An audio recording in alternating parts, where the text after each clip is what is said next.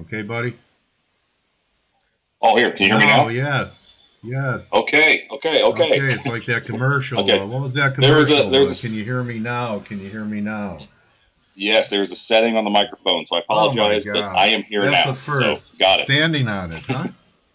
it. No, well, no, that's just yeah, we're good All now. right, Ryan. Well, thanks for joining us, and your persistence and getting your audio going is a sign of a good trader. Jake Bernstein said that the most important ingredient of a trader is stick-to-itiveness. You know, you don't lose till you quit, till you give up.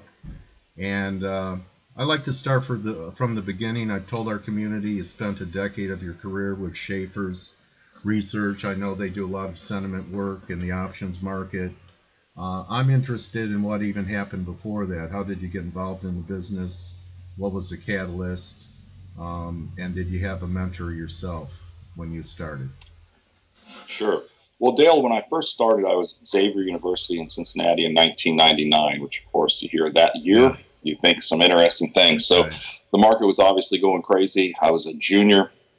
My dad gave me some money to play with. That quickly quadrupled it. Now, anyone could have done it back then. I was playing in things on Yeah, so TV, you thought and you sure thought enough, you were a genius, right? I thought I was smart. I thought this was an easy game. 15 years later, I realized every year I learn, and I don't know as much as I thought I did the year before. Right. But back then, I knew everything.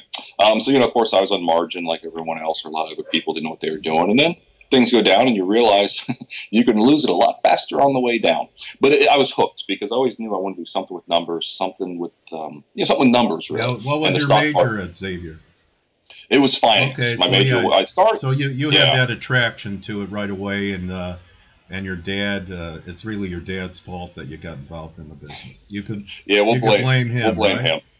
Exactly. Yeah, I started in accounting and realized that's not for me. I really didn't. That's too particular Oh, for me. But yeah.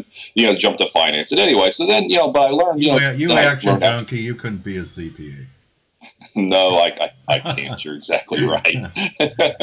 No, but then I realized, you could have made, or I could have made money on the way down. Again, I didn't realize that when I first started. Then I was hooked. You can make money up or down, Right. and it just was, then my love of the stock market started, and then graduated from there.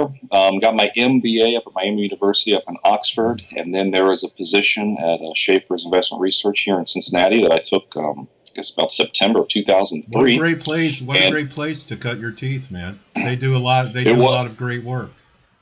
yes, I mean it was a blast, and you asked who my mentor was, and I guess you have to say, Bernie. before, yeah, Bernie. I mean, Bernie, hands down, Bernie's been my mentor for for a decade now, or over a decade now, and I started off as a trader trainee, I guess what you call it, and just watching and learning. And what Schaefer's is an options newsletter, Right.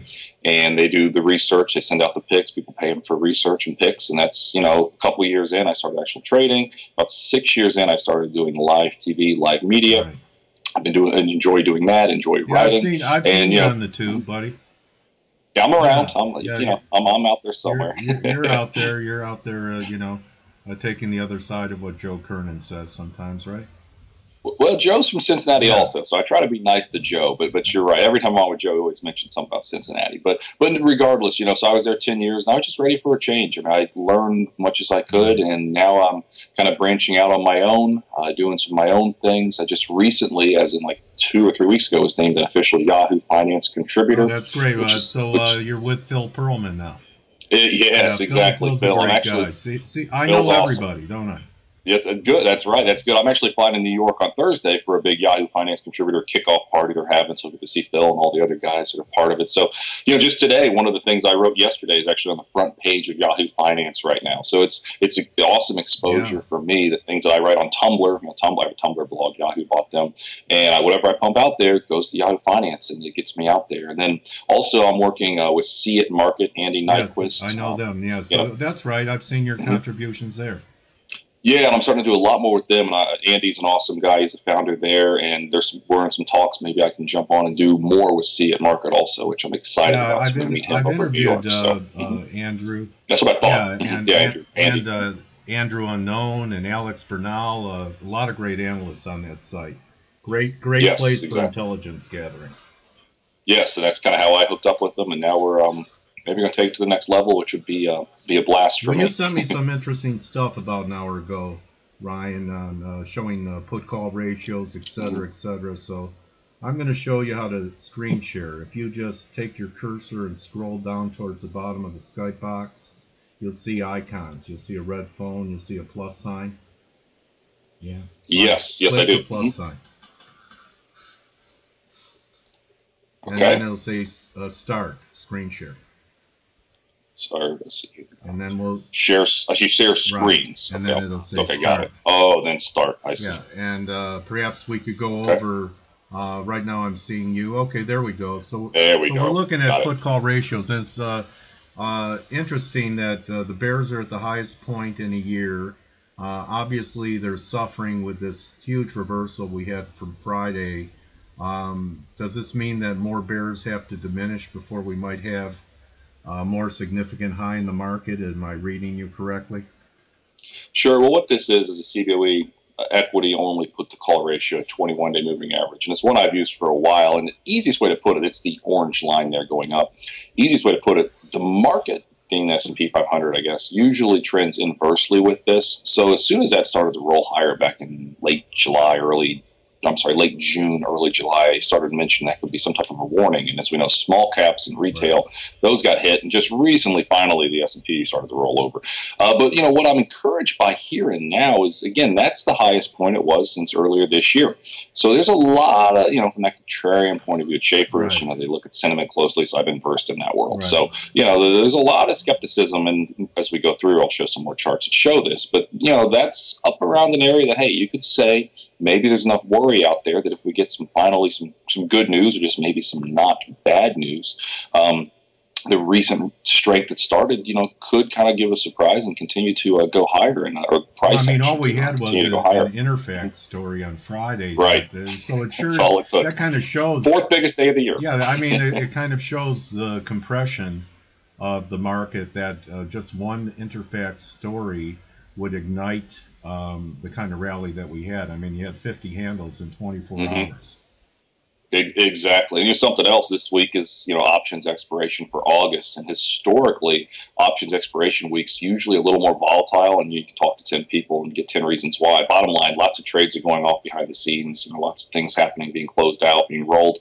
So when you get the expiration weeks, you can get more volatility. So I've kind of said, hey, this week, be on the lookout. And last 2013 August expiration week was down 2.1%, which was the largest options week loss in the past year. So, August, for whatever reason, could be random, we've seen some big events, back to 1990 when Iraq invaded Kuwait, and it happens in August. Now we're in August again. I don't know how old you are, but the low in 1982 was in August.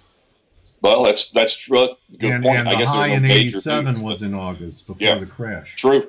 Yeah. So, I was around, I guess I was 2 years old. Well, so 4 years everyone old, thinks they could leave. Everyone thinks they could leave and come back after Labor Day, and they may miss some fireworks in August. That's kind of my take, exactly. And the fireworks could be to the downside, to be honest. Because we have seen some big drops in August. I look back since 1980, the average negative returns, not the average return, but when the month is negative, August is the biggest loser, now 4.66%. So what I'm getting at is when August is down, it's down more than any other month. So I'm not trying to sound like a big bear here, but I'm saying from a pure seasonality point of view, maybe it's still the end of summer, light volume, whatever the reason. August is one to be paying very close attention to. It's not that boring. It's usually exciting. Okay, so that kind of conflicts with what you're seeing in put-call ratios, is that August could end up being, there could be some air pockets in August, and maybe the recent bearishness, they can be right for a while, can't they? Can't even the retail trader be right sometimes?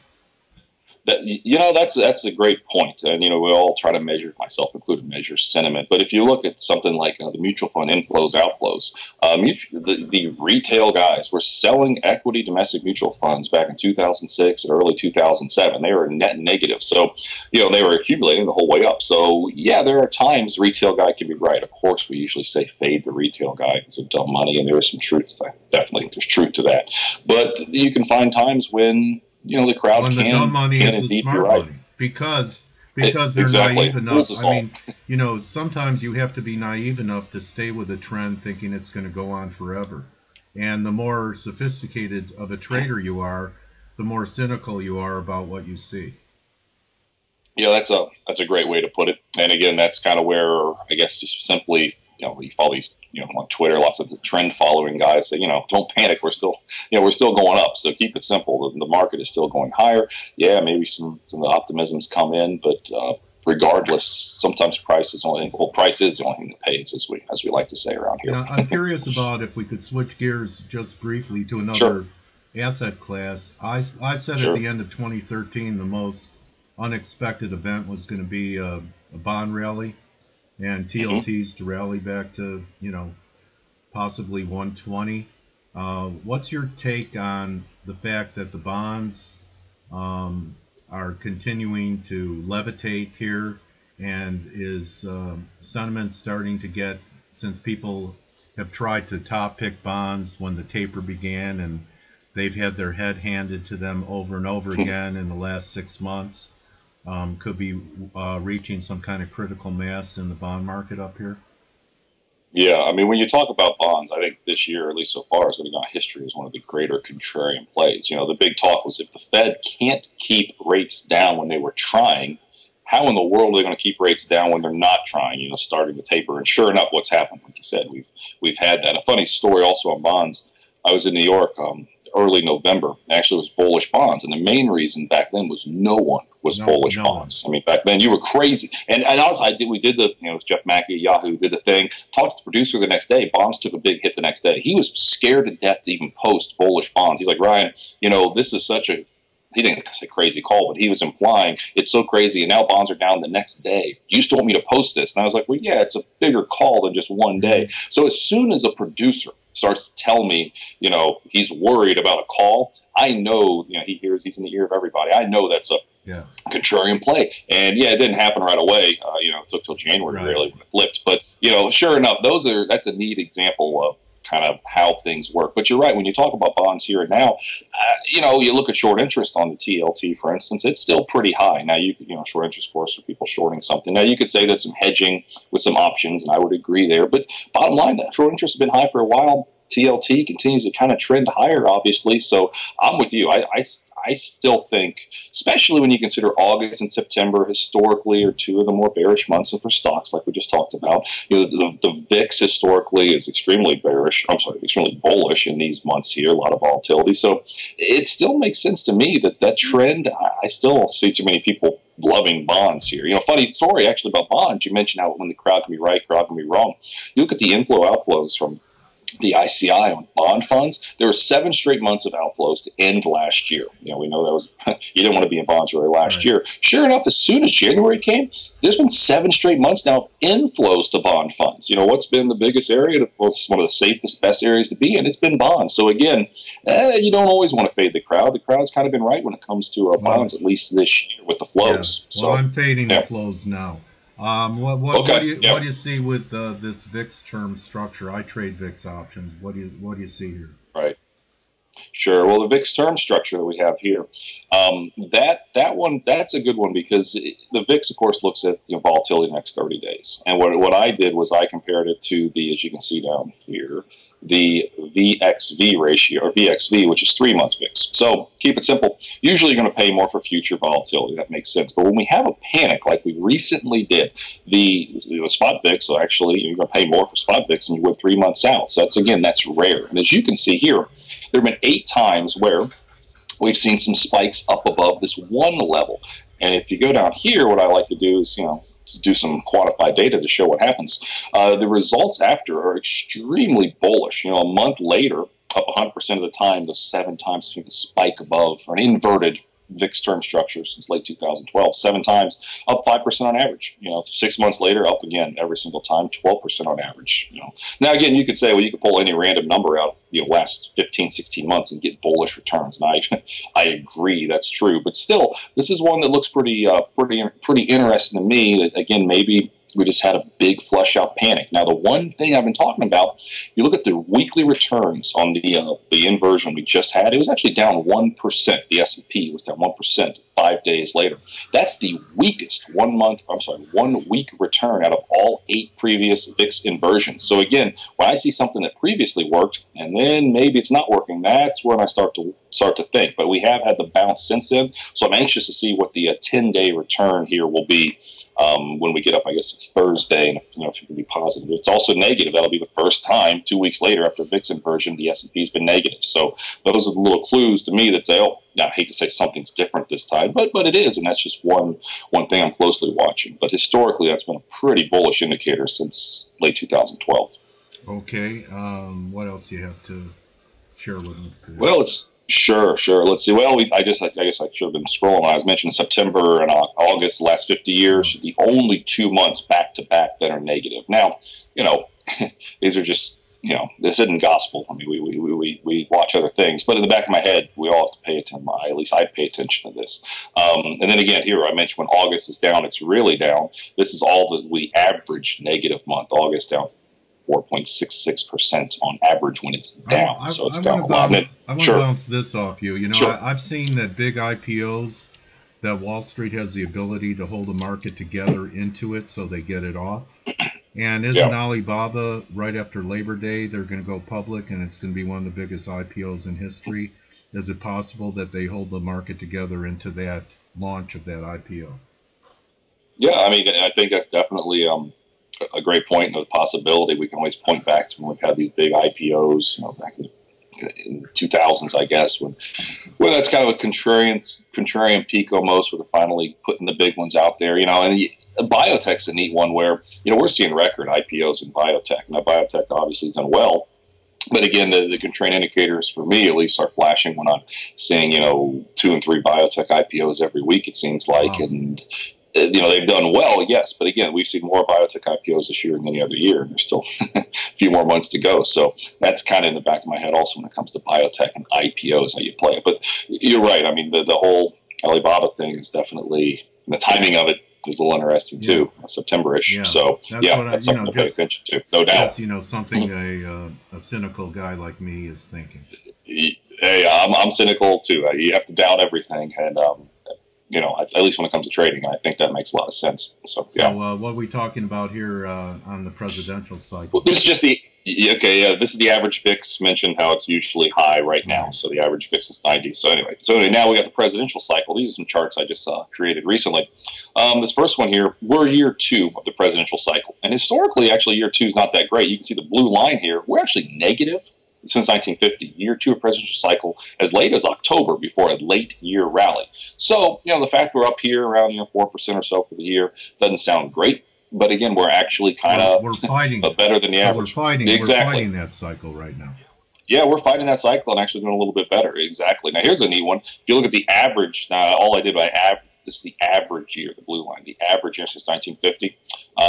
Then again, now the gray one is where this currently 2014. We're about average. This actually bounced a little bit since I did it, so we're about exactly right where we should be, I put that in quotations, versus the average year since 1950. So it's been a wild year, we all know, but again, up around 4.5% or so for the year is actually considered average. So I did a few more of these charts, and what all these charts tend to show, you have the summer volatility, then you have the strong year-end rally. Now, one I didn't include, and I probably should have, this is what we call technically year 6 of the presidential cycle. Obama's second year, so year 6. There's been 4 of those since 1950. The average return during year 6 of a presidential cycle is actually 23%, so extremely bullish. Now, only 4 examples, and you could say, you could say it's random, and I'd almost say, maybe it could be. But there is some seasonality to the year 6 thing that says, the second half of the year is usually pretty strong. In the last few months, you really see a big move. So, in this one, so far this year, we are trending beneath what the average year 6 has done since 1950. Nonetheless, it's just something I'm paying attention to that says, hey, that's a neat chart. This is maybe something pretty strong. Interesting. And we were up, that amount last year. Maybe the cycle's a year ahead of itself.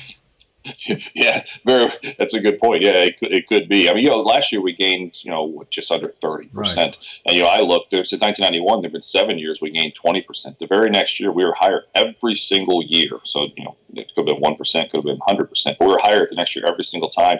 And the average return is like 15%. So, when you have a strong year like last year, a lot of the studies that I've done say usually the next year it's always bullish, and it's always up, I should Right. say. I mean, since '91 at least. And again, usually it's pretty strong. So we're kind of fitting that mold. We've got this choppy summer, maybe some volatility, but all in all, a lot of the stuff I look at still says side with the bulls at least for the rest of this year. Okay. Great outlook. And domestic equity flows, you're showing that, and Yeah, here we go. Largest July outflow last month since December 2012. This is from data from the ICI. So to me, we've got people selling the last couple of months, domestic yeah, mutual funds. Now, the big caveat there is where's it going? Well, it's probably going to ETFs, and I'm fully aware there. But again, to me, from a contrarian point of view, kind of says people don't trust Wall Street. They'd rather put the money in ETF and take it out of their mutual fund and do it themselves, which I think is great. People taking advantage of doing things themselves. But still, yes. there's a lot of fear last Trading month. has become a huge trend. Yes, and I think a lot of it is we lost, you say lost a generation of investors. There's some truth to that. The only guys left are more sophisticated. You look at where the volume's been. Everyone saw the NYSE volume's low. Well, it's in the options. It's in futures. People that are left are more sophisticated. They're using fixed options to hedge themselves. They're using options, using futures. And that's why that's kind of been, I think, the last 4 years where the trend of growth has been versus just NYSE volume. Because we lost a lot of people, lost a lot of mom and pops, but the guys around are still are more sophisticated, I think. Okay, great observation, Ryan. I want to thank you so much. It's great meeting you. You have bond flows, equity flows. Yeah. Yeah, so almost done here. Yeah, this is just since 2007. Over $1 billion in bonds, 620 million taken out of equity funds. So again, just that big diversion there. But again, a lot of that money went to ETFs. Now, what do I like right here? XLB materials are finally starting to do well real quickly. Alcoa last year gets kicked out of the Dow right away. That's a contrarian signal to me. And Alcoa is up 70% since they were kicked out of the Dow, and Nike's up like 10%. That's who they switched places with. So that was a good one. And now steel, I like steel a lot here. AK Steel, CLF, that's more of a coal name, I guess. But, coal also looking good. So stuff that comes out of the ground and steel, those are the areas I think could very well lead the second half of the year after lagging the whole first half of the year. That's really interesting. So, the groups that you like exemplify economic strength. I mean, they're commodities of construction, unlike gold being a commodity of destruction. And if you're right about these groups outperforming, that too could be the nail in the coffin in the bond market for at least a correction, don't you think? I think so. You're right. And, there's also, I'm a big fan of John Murphy. A lot of his work, China's been doing well. And he's been saying, when China does well, usually these material names do better. And, you can say the Chinese data is all rigged. I don't think any of us disagree there. But, hey, the price action has been strong for the most part in Chinese stocks lately. So that could be another kind of inter-market analysis thing that says maybe these materials are doing great. And lastly, steel was the largest winner in the fourth quarter last year in terms of percentage gain.